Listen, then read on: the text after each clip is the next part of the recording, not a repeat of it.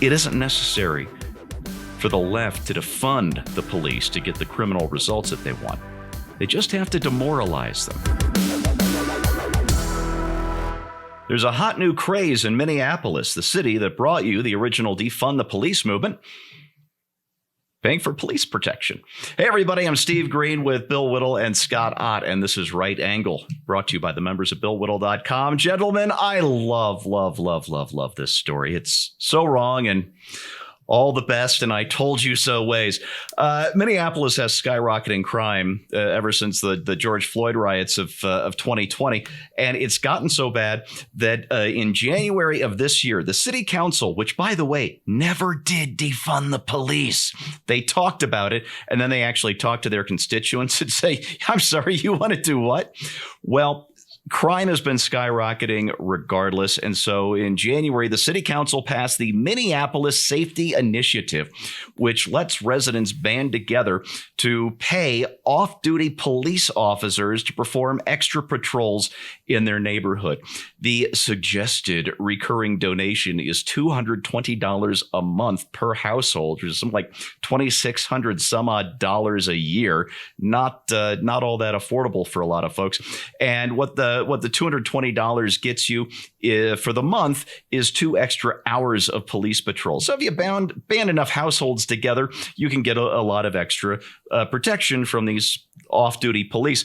And the reason is burglaries up 6%, thefts up 31%, carjackings up 14% in 2022. And those are up over 2021's numbers, which were up over 2020. So it's all very, very bad. Scott, this has led to some inequalities, as you might imagine. Cedarside Community Council Executive Director AJ Awad, who is a very progressive lefty Democrat, complained, we need more officers. Unfortunately, this policy has really pit neighborhoods against each other. Could you have seen that coming?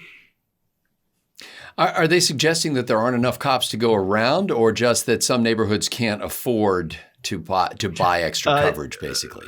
Both. Because it seems to me, I know that there are always, even in our area, which enjoys an admirable low crime rate, there are police officers who do security jobs in their extra time, sure, and can always pick up extra hours doing events and things like that. And it doesn't seem like there's ever a shortage of police officers who want to do that. It's one of the great perks of the job, is that you can pick up some overtime for doing various things. And then you can retire from that after a few years or 20 years or so, and then do another government job and pick up 2 pensions. And, there are all kinds of great benefits for that.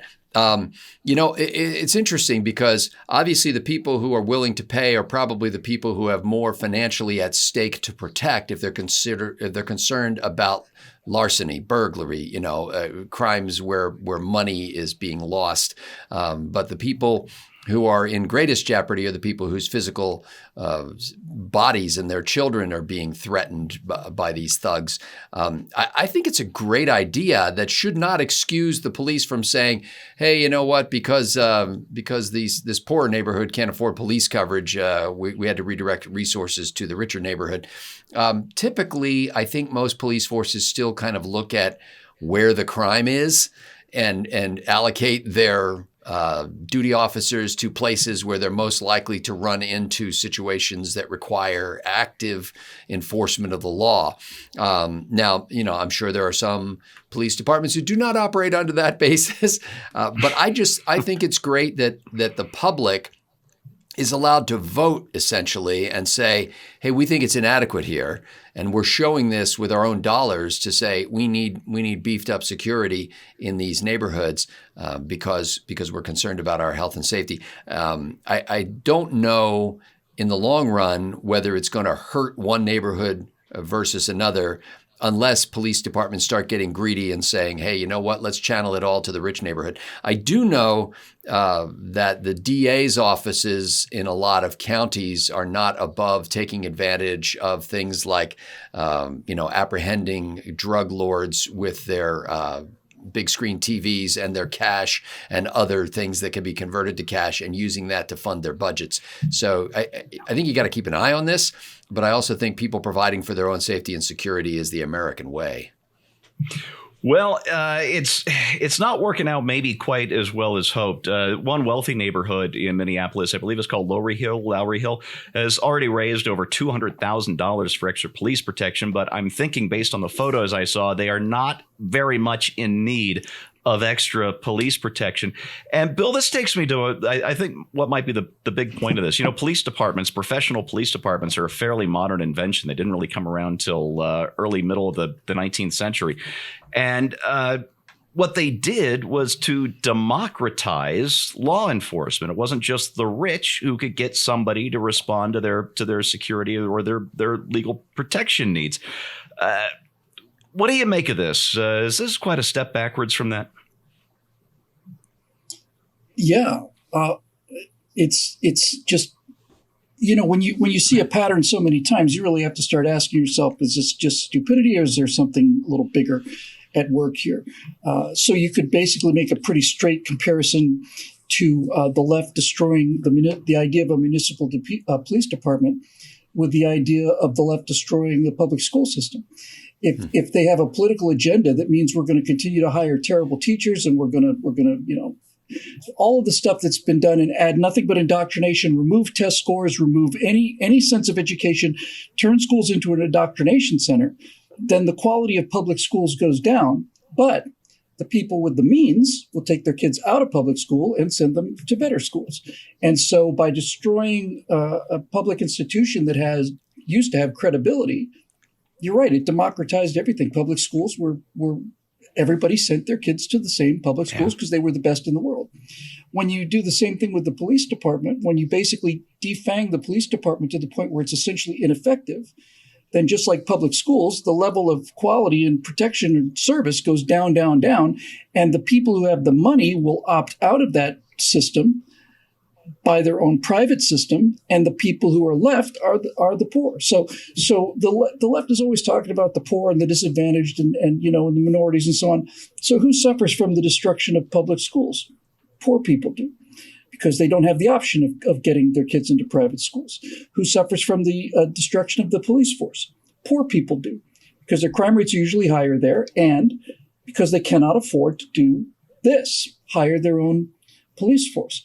I think it's a great free market solution, but the problem is much deeper than that. There are some things that, I mean, look, you know, I have the same fear and loathing of government, everything as anybody with any sense does.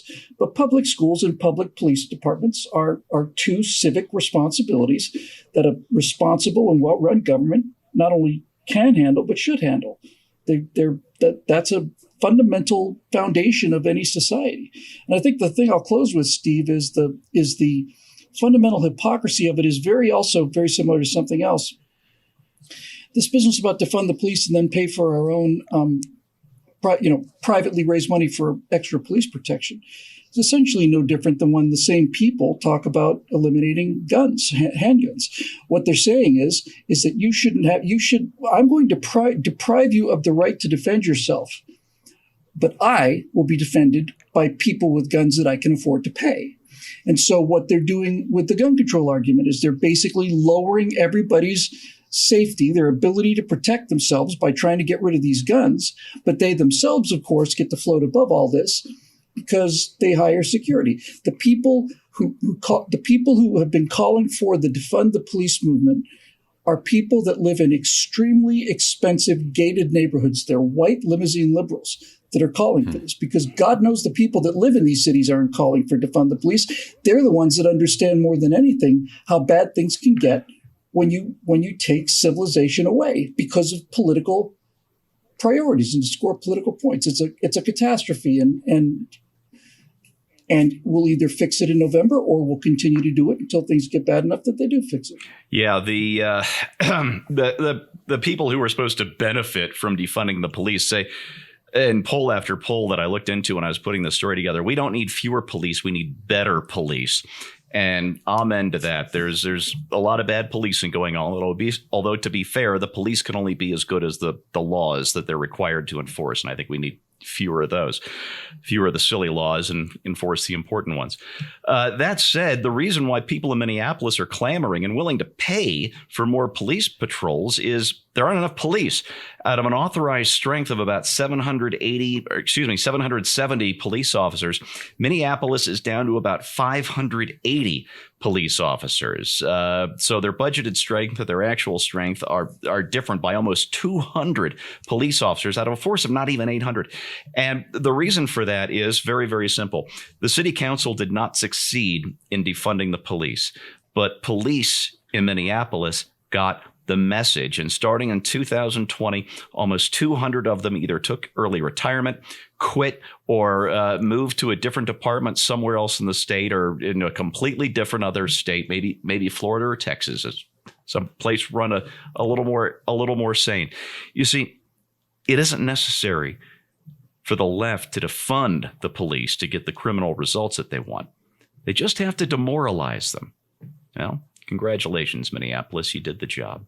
And that is your right angle on that, brought to you by the members of BillWhittle.com. Just a quick reminder that content like this needs supporters like you. So if you want to keep this show going, go to BillWhittle.com, become a member today, or heck, just make a one-time donation. Hit the tip jar. We sure appreciate your support.